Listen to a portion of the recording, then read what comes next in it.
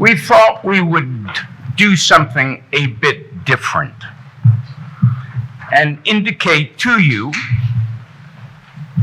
how one or more of the issues raised by artificial intelligence might play out in a courtroom. Because there's no doubt these issues will play out in courtrooms everywhere. So we're going to have a mock trial. And I emphasize the word mock.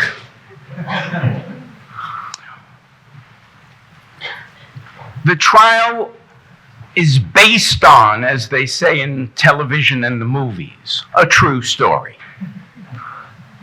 But it is not the Loomis case, which many of you are probably already familiar with. We have exercised poetic license or non-poetic license, depending on your view.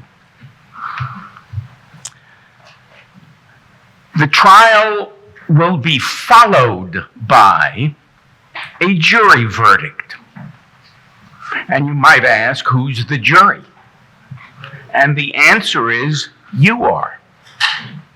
So pay attention, short naps are not advisable.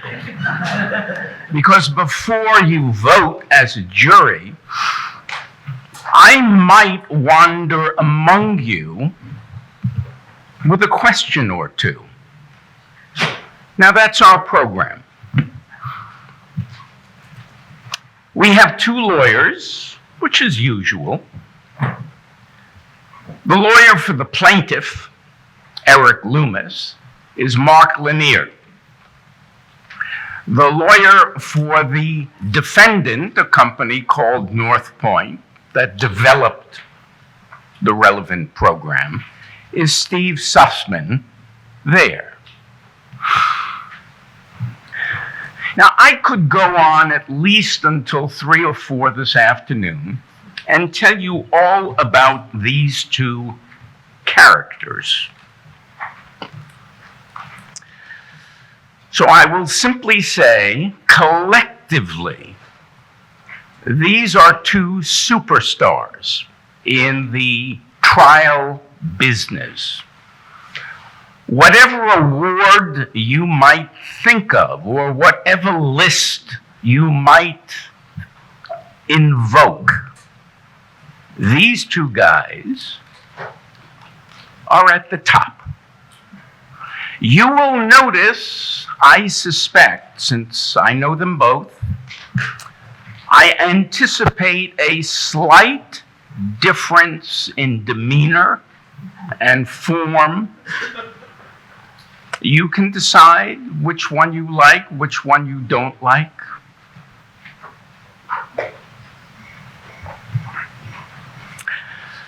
The amazing thing about these two people,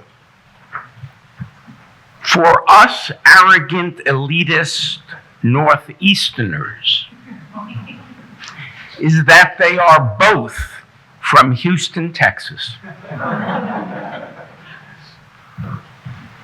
Now, the Loomis case, or let's call it our case. It's a products defect case. Loomis has been a bad boy, and he's been convicted of a crime.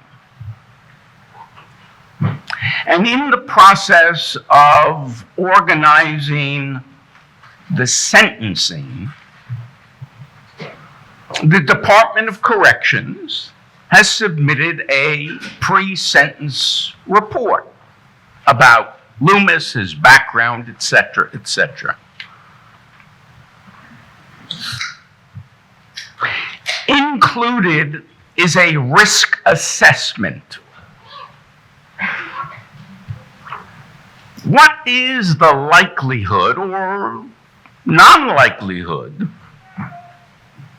that Loomis may be a recidivist? Will he or won't he commit crime in the future? Part of that assessment is the results of a computer program called Compass, done by North Point.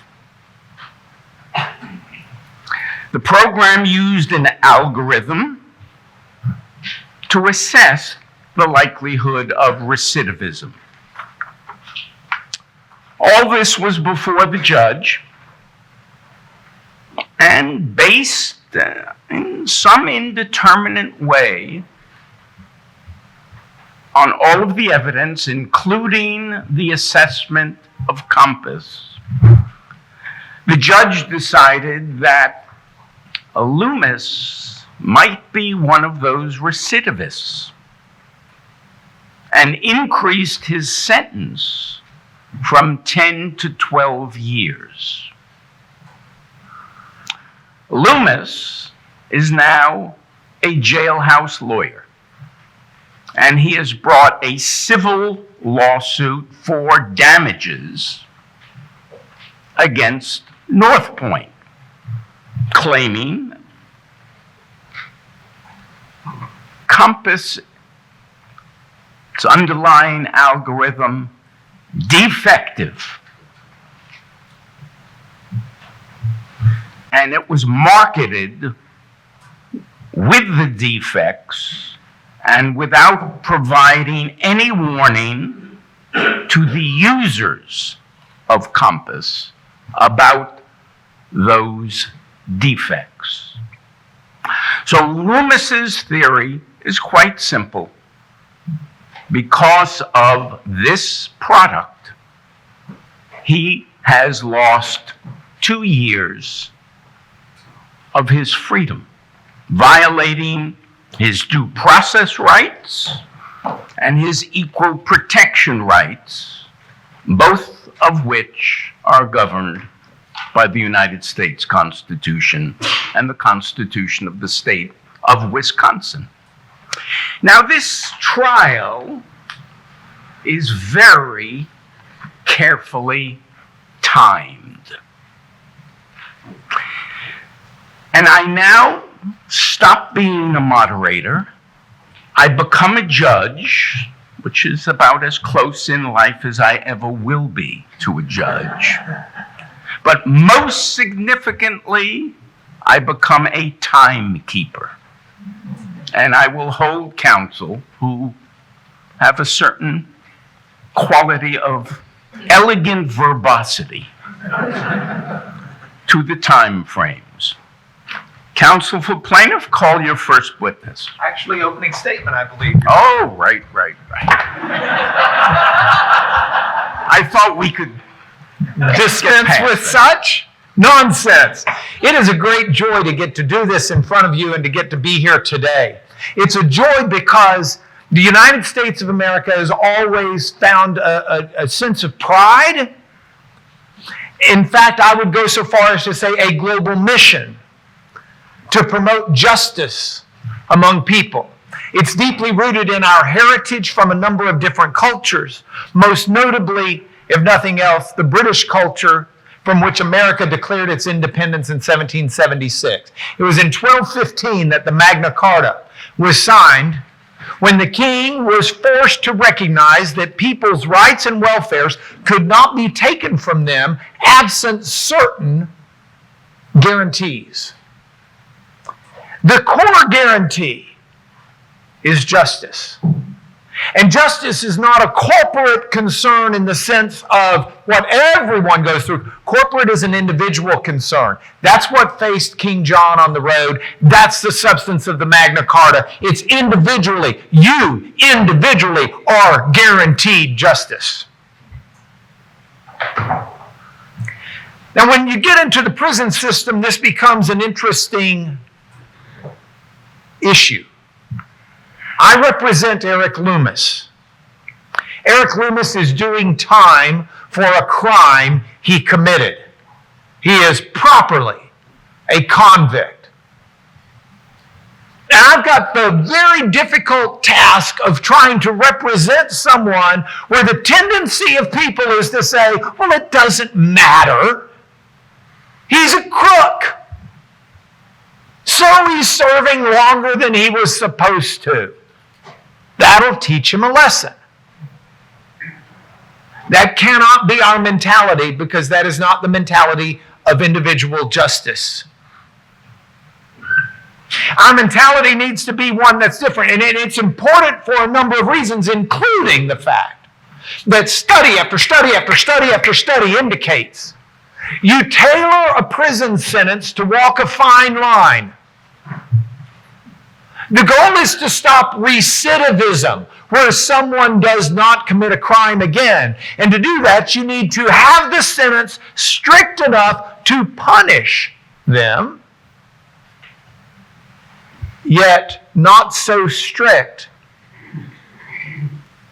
that they're not able to rehabilitate and have another shot at life. And so that is why sentencing guidelines are exactly that, guidelines.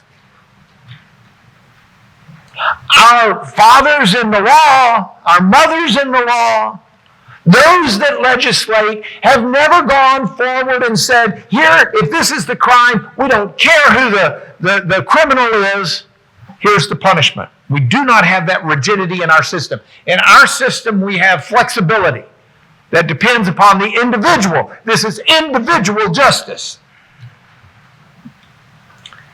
This need to run from sensitive, one-size-fits-all justice is why, if you ever have Arthur Miller's civil procedure class, you learn that class actions don't work very well in a lot of circumstances, because you don't have a few who represent everyone properly.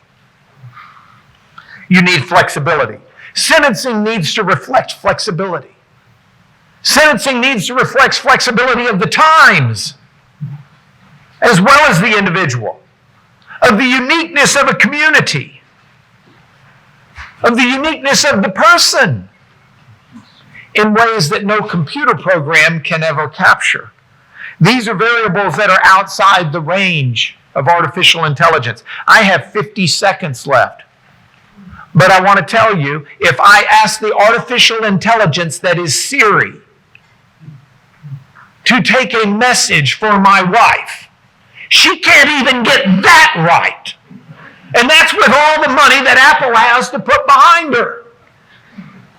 I don't want her determining my sentence any more than North Point and Compass, because they don't do it right. This computer will never be able to access and assess someone's true remorse, someone's true repentance, the relationships that keep one tethered within the realm of what's right and wrong. And without that, you wind up with an injustice like happened to Mr. Loomis. So mainly we ask you for a statement verdict today. I'll give you more later. Thank you, Your Honor. Defense has waived opening statement. It will be factored into its closing statement. So plaintiff, call your first and only witness. Your Honor, may it please the court. Our first witness that we would call is Dr. John Kim. An interjection. No one here is appearing or projecting the viewpoint of any institution. Ready? Okay. Dr. Kim, would you please introduce yourself to the jury? Hi, I am Dr. Kim, and I am a professor from Texas Tech. And you are a specialist in these areas of computer programs as well as criminal justice, fair? I am indeed. And have you examined the Compass program put out by North Point? No, Why not? because it's not available for examination. Wait! Are you telling me? Are you telling me that there is a sentencing program that's operating blind? Yes. We have some analysis of the results that come out from it, but it's a gigantic black box that no one knows exactly for certain what goes inside it. Well, what is the purpose of sentencing at all? Well, the sentencing, at least according to the theory, is to help put someone back into, become a productive member of society, or tailor the punishment correctly to that person as that person deserves the punishment. Well, then what's the purpose of this program that's been used so nefariously? This program supposedly gives a rate of recidivism. It gives a projection or prediction of whether that a particular convict will commit crimes again. Does it do this based upon statistics that have been derived by someone, somewhere, by some means that we don't know? I think you're right to say that, yes. Are people, individual people, one-on-one people, are they statistics that meet the global or national norm? Depends on how you look at things. So if we're talking about just, say, a person's susceptibility to medical diseases, say influenza, I think you could say they're statistics. But if we're looking at problems such as, well, a person commit crimes again because he doesn't earn enough income, or how that person may react to temptations of life, I think that is not a statistical problem at all. Is the Compass computer program able to fairly assess an individual like Eric Loomis? I don't think so. So Eric Loomis is an Afro-American? Yeah. As opposed to a Euro-American? Yes. Does the computer program take that into account? We don't know. Possibly. Some way. We don't know at all. So the computer might make its decision based upon racial matters? Possibly. So we don't know exactly what input goes into Compass. But if, for example, Compass takes into account zip code addresses or just a local income or something, then race could somehow creep into the algorithm or the determination of the rate of recidivism without even race being put into it. Let's talk about what we do know about the computer program. Is it able to look you in the eye and make a credibility determination? No. In other words, I can look you in the eye, the jury can look you in the eye, we can look Judge Miller in the eye, we can look anyone in the eye, and we can see whether they're furtive, whether they're direct. The eyes are the light to the soul, all of those things that we've heard. Can the computer make that assessment for anybody? Not at all. Can the computer make an assessment of matters of the heart, whether someone seems genuine or someone seems repentant or someone seems scoffing and mocking? Not that we know of. Can this computer give individual tailored decisions when it comes to sentencing? Not really. Thank you. That's my 4 minutes, Your Honor. Thank you, counsel. Cross-examination by North Point's counsel now.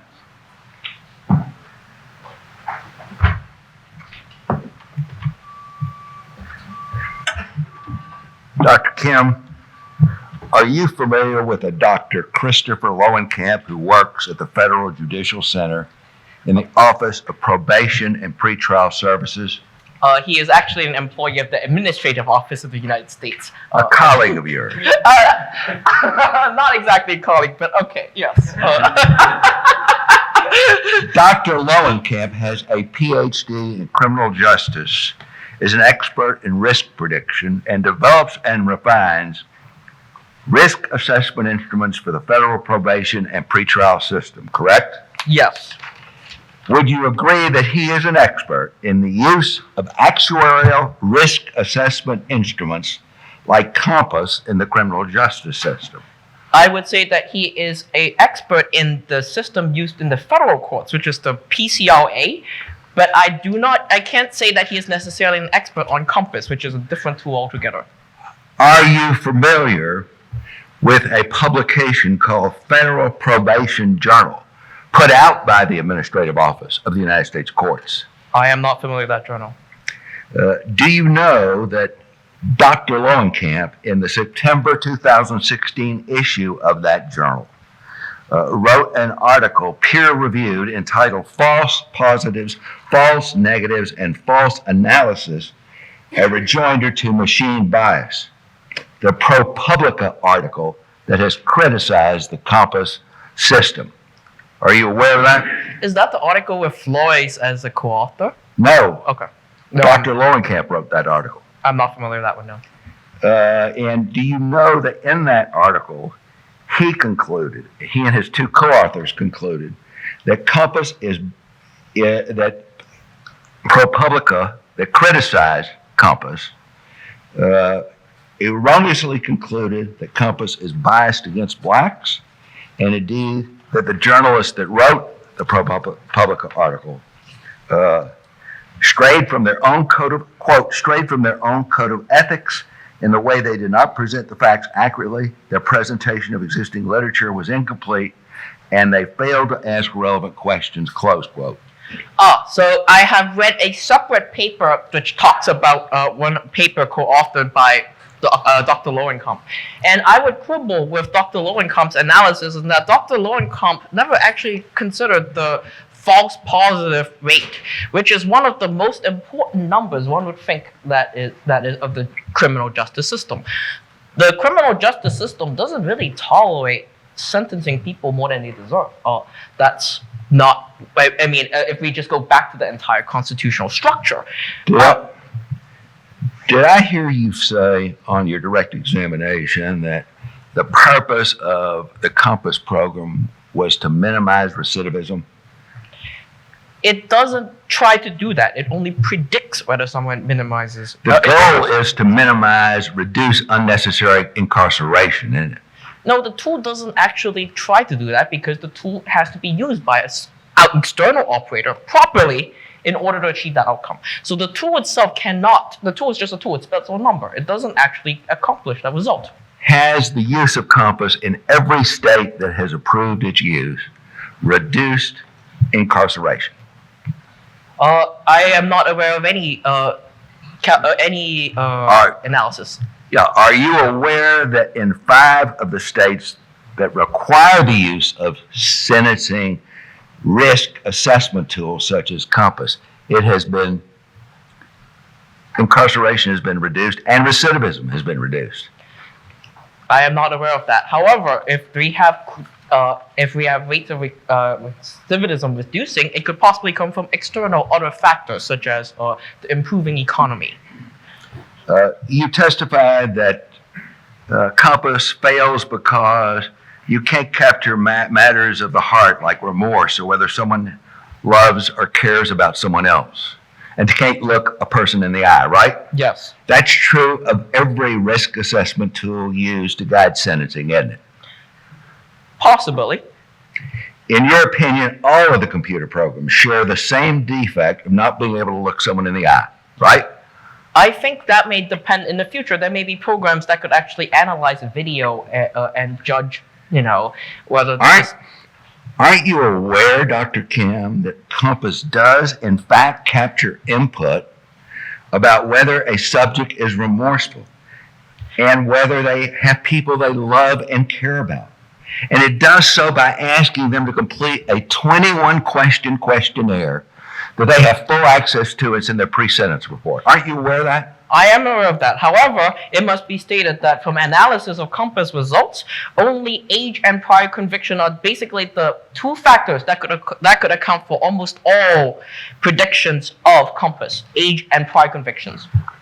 Aren't you aware, sir, that North Point advises everyone who it licenses Compass to that the program cannot look, this is in their manual, their user manual, they cannot look someone in the eyes, and therefore the staff or judge must use their own professional judgment as to whether to rely on a Compass risk rating? Well, it's in the user manual. Is it intended to be read? Or how buried is it? Do we have copies of these user manuals? I'm not familiar with. I have not seen the copies. So do you think all risk evaluation tools are defective and failures because they cannot duplicate human judgments? Yes, I could say that. Counsel, I'm looking in your eyes Pass to away. tell you your time is up. Thank you, Your Honor. We now have redirect. And the redirect, Your Honor, is 3 minutes. Thank you. I will begin. All right, sir, in 3 minutes, I want to try and cover a couple of points with you that you were asked about. First of all, The idea that 5 states that have used the COMPASS program have shown a reduced prison sentencing and reduced recidivism. You remember those questions? Yes. Well, what about if the 45 states that haven't used it have shown the same reduction? Because crime has been decreasing since 1960. Does that tell you whether or not COMPASS gets all the glory and credit? Well, I think that fact just suggests that COMPASS cannot, in fact, get all the credit for it. Next subject. He suggested to you and to the jurors that the manual says this doesn't work very well and you can't rely on it. Do you remember those questions? Yes. Well, if it doesn't work very well and you can't rely on it, why on earth are they selling it? Do you have a clue? It makes money. Next subject. He talked to you about a ProPublica report. I didn't bring that up during your direct. Do you remember those questions? Yes. And he asked you about a Dr. Lowenkamp's criticism of the ProPublica report, correct? Correct. I think it might be useful for the jury to know that the ProPublica report was one that got a great deal of notoriety. Why don't you tell them in your words? What did the ProPublica report find? Okay, the ProPublica finds that the false positive rate in terms of predicting recidivism, so like whether you actually, whether these people who are predicted to commit crimes again actually did commit crimes again, is much higher for African Americans than for white Americans. And is that the way our justice system should be built? No, the false positives should be, first of all, minimized. False positives should always be minimized, and especially given, that is the core part of our criminal justice system, that we don't want people sent to prison more than they deserve. And we starting from that, discrepancies between African Americans, false positive rates of African Americans and for white Americans surely must be a concern for everyone here. Do you know who Eric Holder is? Yes. Eric Holder was also a person of some notoriety in our criminal justice system. Agreed? I think so, yes. Would you agree with Eric Holder, who said that these measures, these artificial intelligence sentencing measures, quote, undermine our efforts to ensure individualized and equal justice? Would you agree or disagree? I would agree with that statement. Thank you, Your Honor. That's the end of my 3 minutes. We'll now hear the direct examination of the defense witness.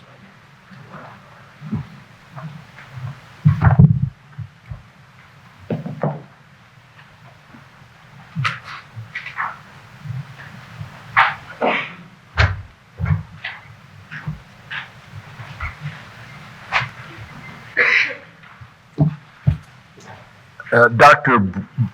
Brennan, your name is Tim Brennan. Yes. How are you employed, sir? I'm the Vice President and Chief Scientist at North Point. What is your highest educational achievement? I have a PhD in behavioral science. Have you specialized in any area since you got your degree? Yes, I apply pattern recognition and classification in criminal justice. How long have you worked for North Point? 22 years. Were you responsible for the COMPASS scales that measure the risk of recidivism and the need for treatment? Yes, that I was. Were you involved in the licensing of the COMPASS core module the state of Wisconsin used in 2015 in the sentencing of the plaintiff in this lawsuit? Yes, I was. Did you provide Wisconsin with a practitioner's guide to COMPASS that you were instrumental in writing? Yes, I did. Is a practitioner's guide like a user's manual? Yes, that's exactly what it is. Can you tell the jury what it says about the purposes for which the COMPASS risk prediction module is to be used? It has 2 real purposes. One is for the purpose of determining pretrial detention, and one is for determining post-conviction parole, probation, and jail housing. Is there anything in the user's guide that says it should be used for sentencing? No, in fact, it says quite the opposite. It says that it shouldn't be used to increase the sentence. Does it say it shouldn't be even used to determine whether the defendant should be incarcerated? Yes. Was that written document given to the state of Wisconsin Department of Correction? Yes, absolutely. It's given to everyone who makes use of the Compass algorithm. Well, isn't the risk of recidivism relevant to sentencing? Of course, it's relevant to sentencing, but there are a lot of other things that are What relevant are as the well. other things that are relevant? For example, deterrence or punishment. Can that show up in a risk of recidivism formula? No, absolutely not. As to the risk of recidivism, does Compass predict the specific likelihood that an individual offender will reoffend?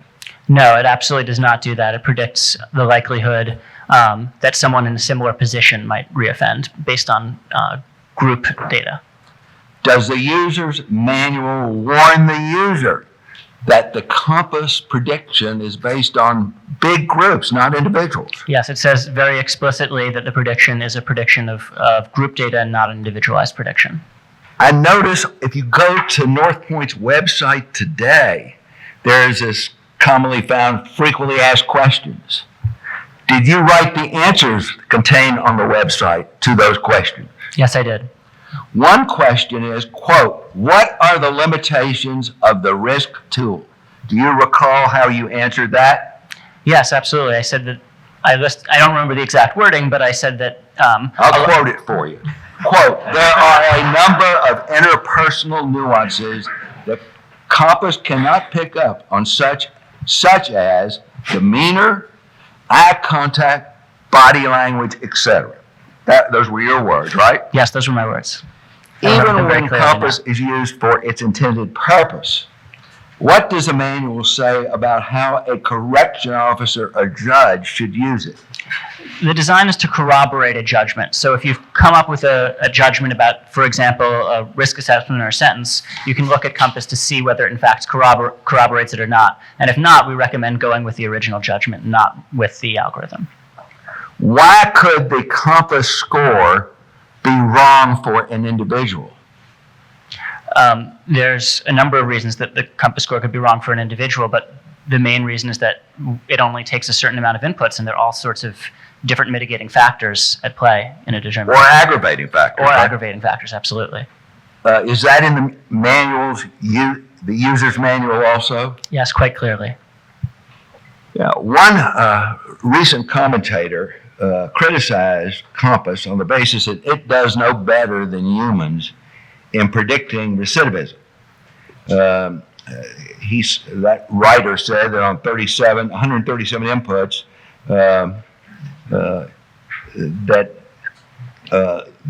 is 137 inputs enough to determine everything? No, it's not. But I should also be clear that the 137 inputs is for our needs assessment tool, and our risk assessment tool only has 6 inputs. Okay. That's the one that was used on Mr. Loomis? Yes. Even if it's true that humans do as good as Compass in predicting reoffenders, would that be a valid criticism of Compass? No, of course not. If you could save millions of dollars in labor hours and get just as good or better results, of course that's a major benefit. In marketing Compass to Wisconsin and other users, does North Point make clear that the algorithms you developed are proprietary and cannot be disclosed to others? Yes, it does. If we made the algorithms open to the public, then a competitor could use the exact same algorithm without doing any of our research and development and undercut us substantially in Has cost. Compass been used by states other than Wisconsin? Yes, it's been tested and used in Florida, California, New York, and others. Does the manual say anything about the state's need to test Yes, Compass predictions? because the original Compass algorithm is based on national data, we recommend that each state, before adopting it, tests it with just statewide data to make sure there aren't variances across states. You just heard the lawyer and the witness for Mr. Loomis say that the people know nothing about what goes into the Compass algorithms. Aren't all the inputs known and made public? We do publicize our inputs, yes. And you publicize the group statistics that it's based on, right?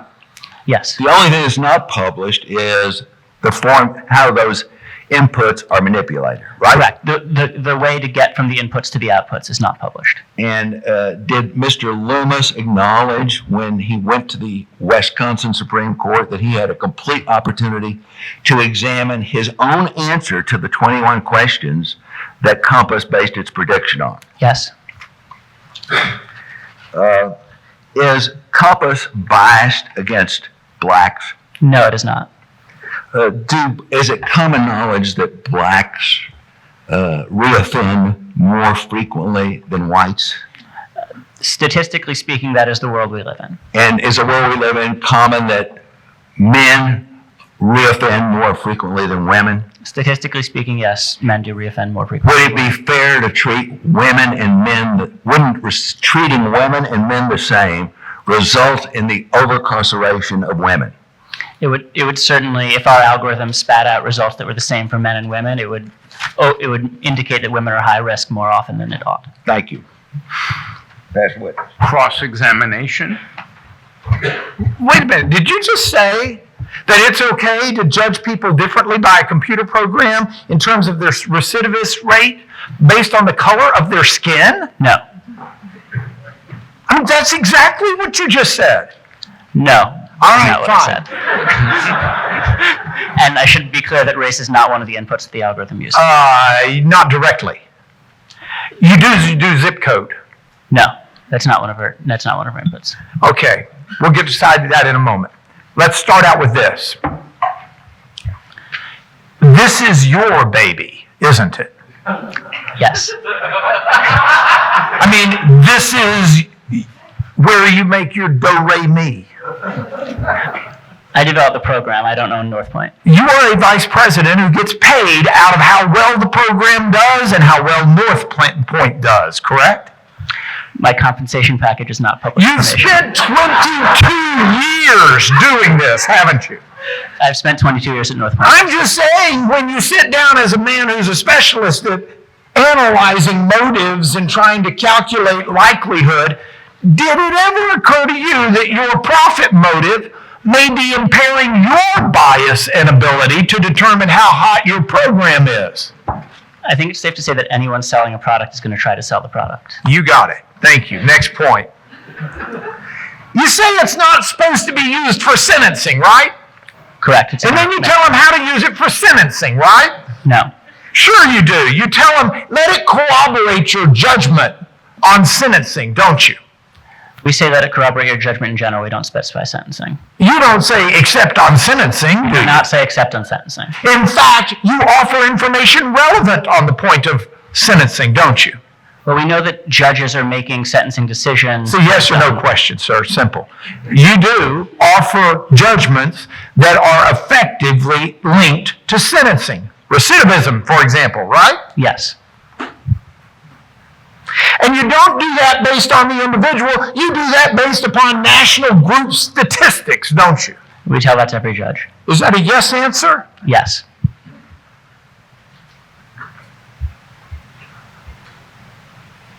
And when you walk around and you tout this claim that this has been used before in 5 states, and in those 5 states, we've seen a reduction in incarceration and recidivism, right?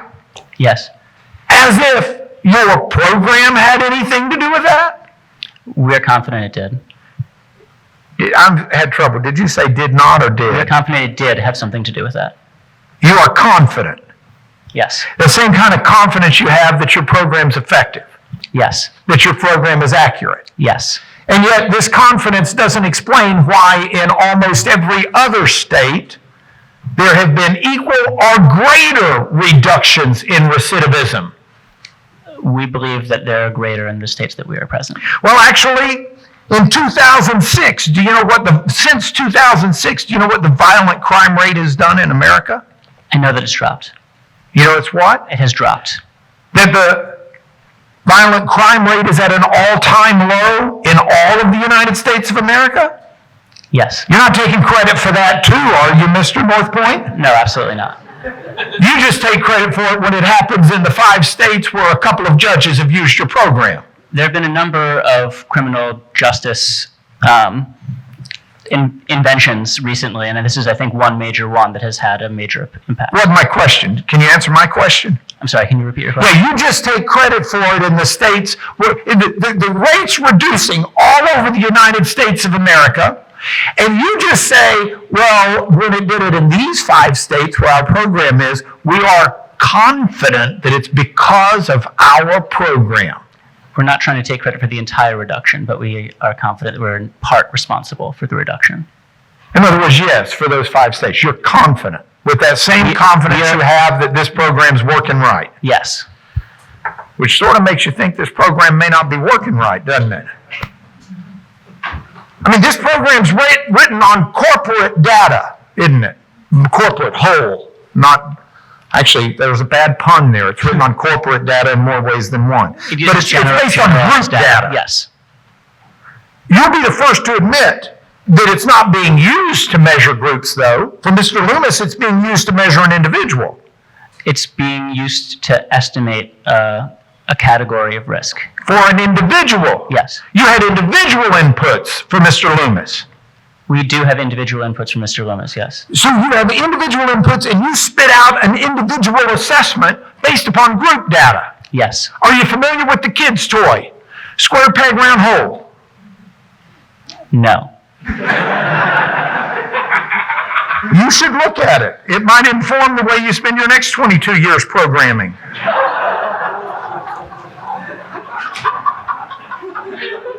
You haven't disclosed the algorithm, have you? No, it's proprietary. Proprietary is a fancy word for saying, y'all know where you get dinged and no one else does. We make the inputs public, so we just know how much. But nobody knows the formula. The formula is proprietary, yes. But the Justice Department, who uses it over and over and over and over and over and over and over, probably has a better shot at determining which factors really matter than Eric Loomis. Wouldn't you agree? I'm not sure I understand the question, I'm sorry. That's all right. That's my time, Judge. Thank you. Redirect has been waived by the defendant, time factored elsewhere. So we will now move to closing statements.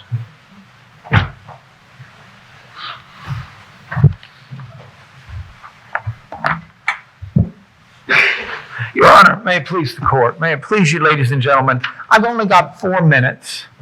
And then Mr. Sussman has built his opening into his closing, so he'll have 10. And then I will have 1 in rebuttal.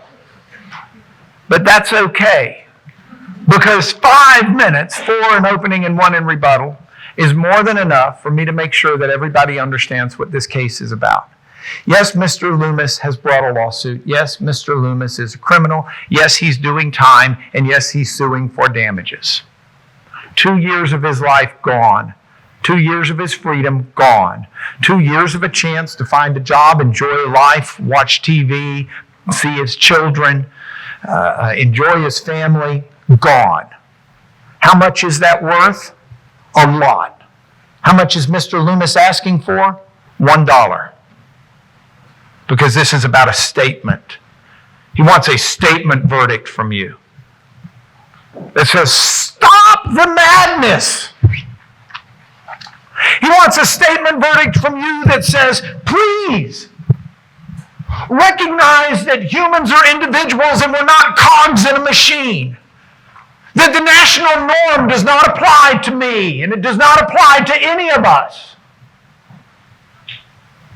Please make a statement that as our society rushes headlong down the hill of computers and technology and things that, yes, can replace humans right and left, don't let it replace humans at the core of our democracy, which is justice. I had a chance one time to be at the NYU School of Law. And I was very impressed at the scales of justice that seem to be on the seal. Because justice is something that's supposed to be individualized, or justice is nothing at all. And you can say, well, this individualizes justice, Mark, because someone filled out 21 questions. And so now the computer can do it. That goes back to Siri. She analyzed my voice when I first met her. But I can't tell you how many times it looks like I've cussed at my wife when I really wasn't. I've learned to proofread what she does. Oh, will there come a day where the computer becomes Oz, all-powerful, able to figure out the hearts and the minds? Maybe, but we are not there yet. If a program like this is going to be allowed to function and to thrive, it should not be at the discretion of the state. It ought to have a sign-off by the state and the convicted, where the convicted voluntarily agrees to assess the punishment with that counterweight of the Compass program or whatever might be chosen.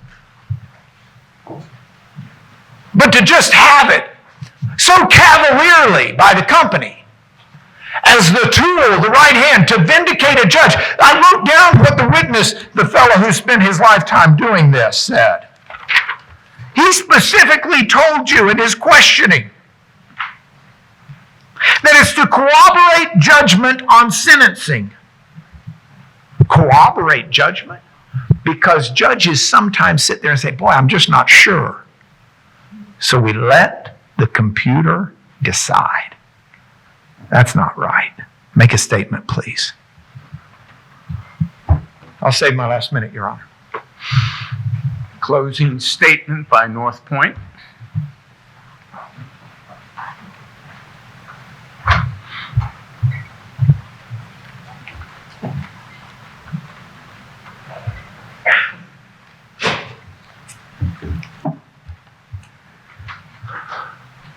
Ladies and gentlemen, my client, North Point, was established in 1989 to provide to states and counties and the federal government something that they demanded: a computer program run by algorithms that could help the criminologist and justice staffs and judges intelligently decide on the recidivism risk and treatment needs of people who were accused or convicted of a crime. Currently, most of the states in the United States require, or most of them require, that the courts use some form of risk projection, risk prediction tool to help the staff in determining who is likely to recommit a crime and what kind of treatment should be given to them, where they should be incarcerated. My client spent years developing what the states were requiring their judges and parole officers to use. For Mr. Lanier to come up here and say, and as his witness did, that all of these things are bad. They're terrible. We should not be using, and no one has identified, a risk prediction tool that's any better than Compass. No one. It's just they don't like the idea of any risk evaluation tool that uses computer and algorithms, a program. You know, it's like the cab driver in New York complaining all the way here today from the airport about Uber, or the person that was trading in the open outcry on one of the stock markets here, complaining about the 99% of securities transactions in this country are now done by computer. There's not a human. All of the stock markets, stock exchanges, have gotten rid of their open outcry facilities where you can look people in the eye and figure out whether they're bluffing or not. It's all done by computer. And so Mr. Lanier may have a point, but his remedy is not to hold liable a manufacturer, a product developer, who made exactly what the states were requesting and made the best thing that can be identified that does what the states wanted. He should go try to get different policymakers elected in state legislatures, different judges appointed, who will reject the use of these tools. You cannot hold my client responsible and liable, as he wants to, for giving the states exactly what they require. And not only did we give them exactly what they required, we warned them in exquisite detail in writing about the limitations of what we were giving them. We said, in the first place, what we are giving you is proprietary. We're not going to tell you, the user, or anyone who you use it on, what the algorithms are. You can have all of the inputs. Indeed, all of the inputs come from the subject. He's given this 21-page questionnaire. Does he have family? Does he have friends? Does he have loved ones? Is he remorseful? And some of the questions are designed to determine whether he's being honest or not in his answers. The computer can do that. And so Mr. Loomis and his lawyers in his criminal trial had access to all of this. They could check the questionnaire. They could check all of the inputs that went in to the computer came from public records or Mr. Loomis himself. And that's the first warning. We're not going to give you something that can be explained. And if you're worried about that, you better figure out a different way to meet the obligations you have to use a computer projection tool. This second warning we gave him is that a computer cannot do this entirely. You have to use your own judgment. In 10% of the cases, this is in the manual, 10% of the cases, staff, judges will disagree with what the computer is suggesting. And in those cases, your professional judgment trumps the computer, because our computer, and this is expressly in the warning, cannot pick up eye contact, cannot detect body movements. There are things that only a human being can do. And so this should not be controlling. It should be to corroborate, to help you, to assist you. And it has been used for over 20 years, the Compass risk prediction tool, by many states in the country, over 200 users, political subdivisions using it today. This is the first time anyone's complained about it. We told them, and we have said in our materials when we put it out, that it's not designed for sentencing. It's not even designed to determine whether the person should be incarcerated. It's only to be used in pretrial decisions, whether you can release someone pretrial, or in where you put them to serve their sentence, or whether you let them out on parole.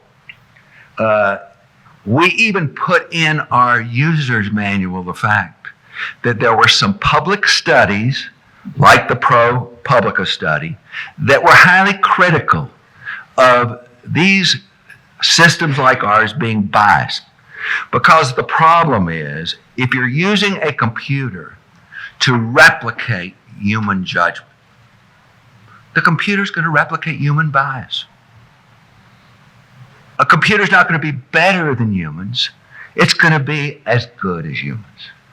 That it cannot be better than humans is not a fault of the program. It saves a lot of time. It's certainly quicker than humans. But you can't teach a computer to be unbiased if in fact the facts suggest that there is some bias and some reason for bias. No one questions. Every criminologist in the country agrees that men are more likely to recidivate than women. And unfortunately, the same is true when you compare blacks to whites. But our system, Compass, has been peer reviewed in many learned journals. No one with a PhD, no one has ever criticized the Compass system. Some journalist with ProPublica wrote an article that were critical. Mr. Loomis complained about his sentence to the Wisconsin Supreme Court. He said he was denied due process. He said he was denied equal protection. And yet the court said because all these warnings were contained in the pre-sentence report, in writing, everything that I've just told you, we warned Wisconsin, they warned the judge in the pre-sentence report. That we have to believe that the judges are listening to these warnings, are using these computer programs for the proper purpose. And therefore, we do not think he's been denied due process. He was allowed to cross-examine every input into the program. All he was deprived of was the algorithms themselves, and that does not constitute a violation of due process. And as a result, the Wisconsin Supreme Court upheld Mr. Loomis's conviction and did not order him resentenced. Mr. Lear was not Mr. Loomis's lawyer then, unfortunately. Maybe he should go back with his arguments about use of a computer program to the Wisconsin Supreme Court. But he should not be here today asking you to hold a company liable for a product that can be used properly. It's like the manufacture of a knife, a hunting knife. You use a hunting knife to stab another person. Is the manufacturer liable? Of course not. So we hope when you listen to the facts of the case and you consider the facts, you will enter and return a verdict for the defendant. Thank you. You've reserved a minute. Thank you. Well, this isn't a hunting knife. You can look at a hunting knife. It's not behind a box of secrets. What this is a secret that no one knows except the developer, how it works, and probably the justice system because they use it repeatedly. 4 points I want to make. I'll sit down. I'll make them each briefly. Number one, Mr. Sussman says that they gave the states exactly what was required. Where I come from, we'd say Bolsheviki. The states did not require a secret box. The states never said, give us a secret box so the victims don't know how it's being used. Number two, he said the Loomis lawyer accessed all of the questions, but not the formula. I can give you all the ingredients to a cake, but if you don't know the formula of how to use which, it's of no use to you in manufacturing or baking one. Point number three. This is the first complaint. Wrong. Wrong, wrong, wrong, wrong, wrong. Number four. If you're getting sentenced, would you like to know, gee, is this Compass 1.0, 2.0, 3.0? Because everything changes year by year, month by month, day by day, except for their program, which is based on decade-old data. It's not even fair to make a racial comment. Thank you.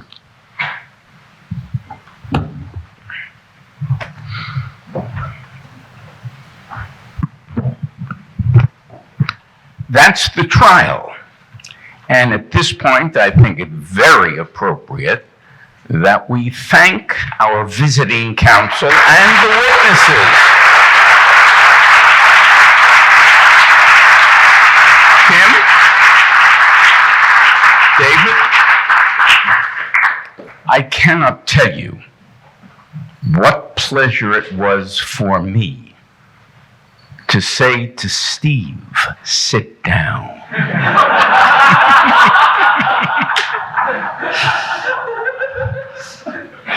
All right.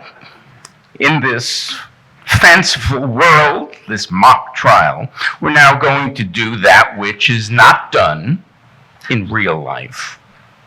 And that is talk to the jury. Find out what they think.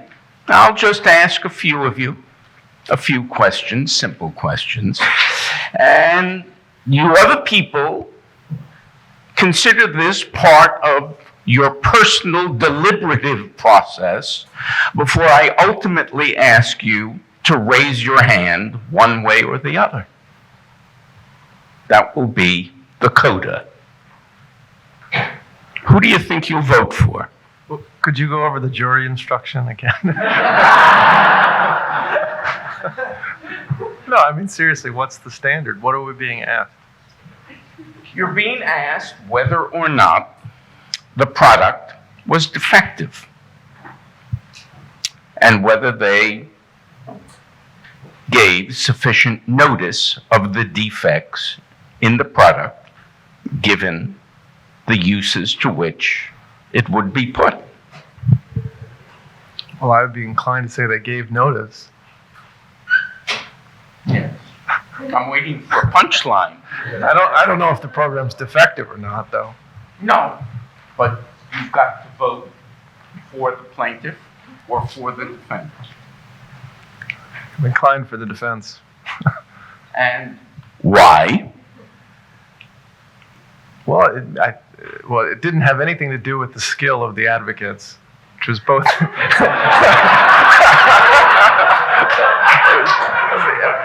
of equal excellence. It seems like it may have, in this case, had the better argument. And why is it the better argument? What point got through to you as persuasive?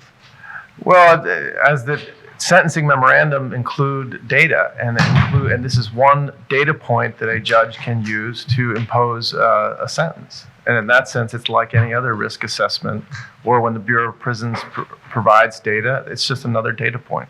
Is that a way of saying you're not very sure about what effect the report and its use of compass had on the judge in extending the sentence from 10 to 12 years? Yes, that wasn't proven. Would you favor a system that said, well, Mr. Judge or Ms. Judge, you have got to tell us whether it had any effect on you? And if so, how much? Well, I would agree with that, and that would be like the federal system where they have to acknowledge the guidelines and acknowledge when they're departing from them, and acknowledging how compass affected their judgment. That should be in the decision, and that should be appealable on certain grounds. Okay. So you see some daylight or some possibility of daylight. What about you? I'd largely say share those opinions. Whatever they may be. Specifically, I'm inclined to find for the defendant. And why? So I took the point well that you should assume that the judge is following the directions that were included with the product when it was given to the state of Wisconsin and then transmitted to the judge, and that those instructions seemed proper to mitigating whatever risks were inherent in the use of the product. So you have great faith in the judicial process. I mean, you give credit to the judge. The judge must have read the instructions that accompany the product. Well, insofar as the product is instructions from the state of Wisconsin as to how judges are supposed to be making their decisions, I think you should generally assume that judges are listening to the law or the applicable regulation of their profession. Because we all read everything that's put in front of us, right? No, certainly not. Certainly not. I mean, when was the last time you read the warnings on the side of your ladder? I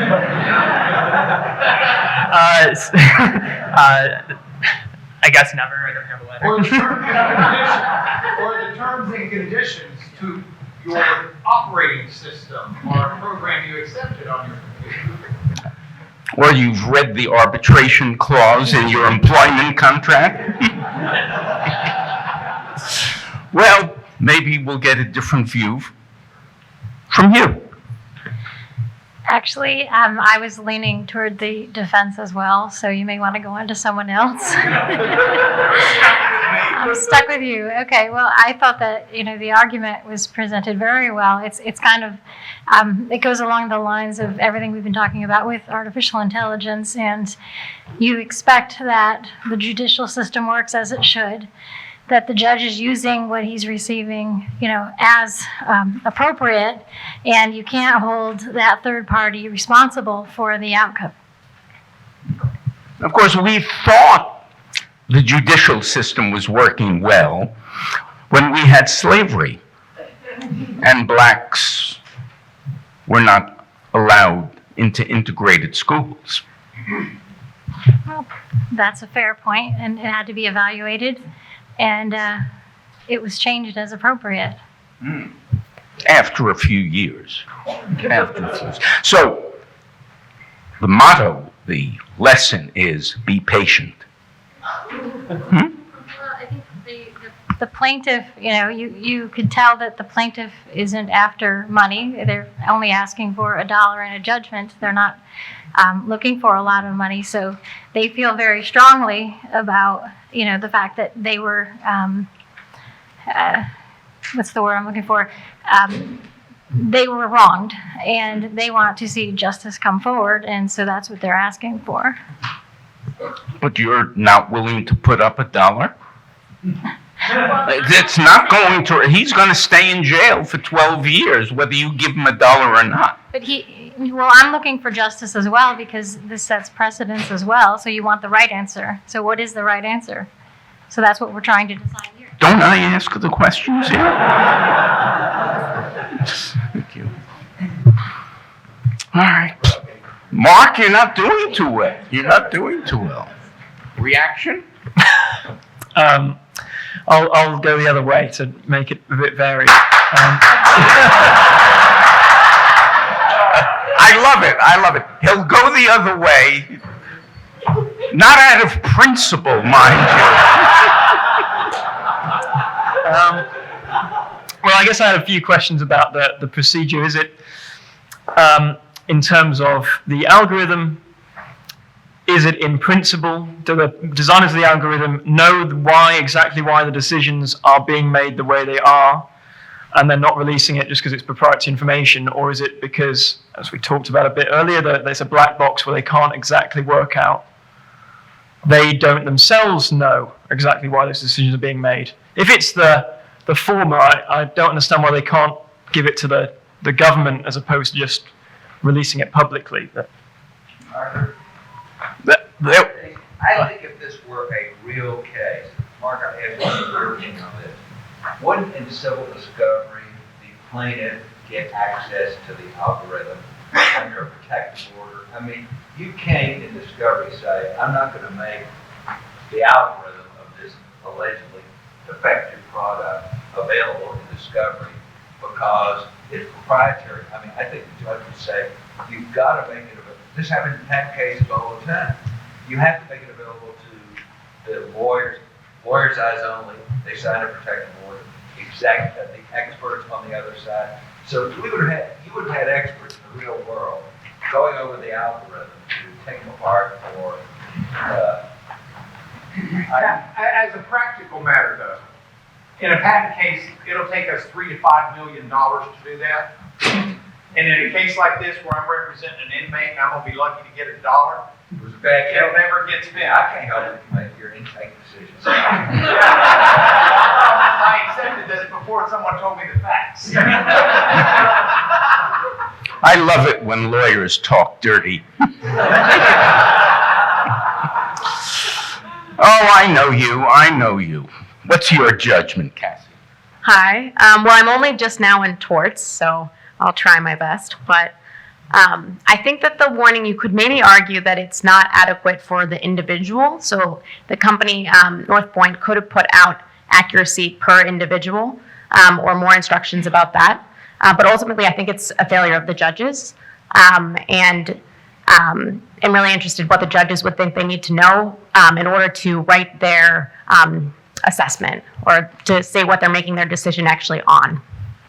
A slight questioning of was it really done regularly? In other words, is it realistic to believe that judges, human beings like us, read everything, understand everything, and all the rest? Right? Did you have a sense that what really was on trial was the human versus the machine? That this was about dehumanization? In a sense, yes. I think for me the major issue was that the plaintiff claimed that the algorithm was biased, and the defense never revealed whether or not there was bias present beyond a reasonable human degree.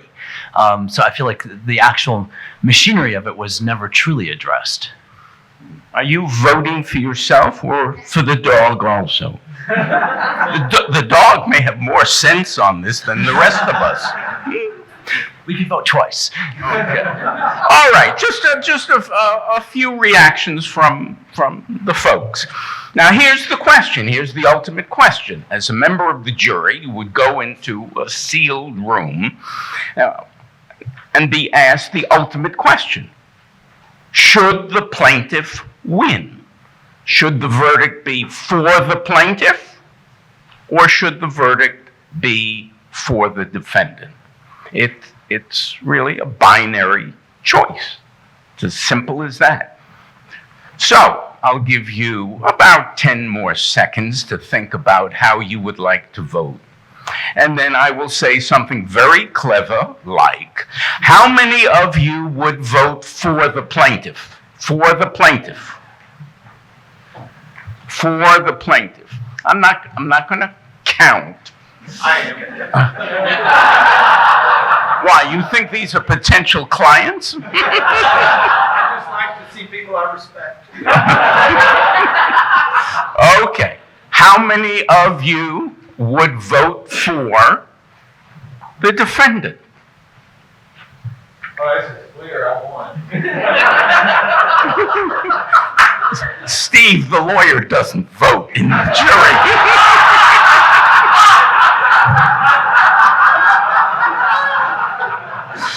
Now, what would you say? Would you say it was, you would say it's what, 60-40? No, it looked like it was even 50-50.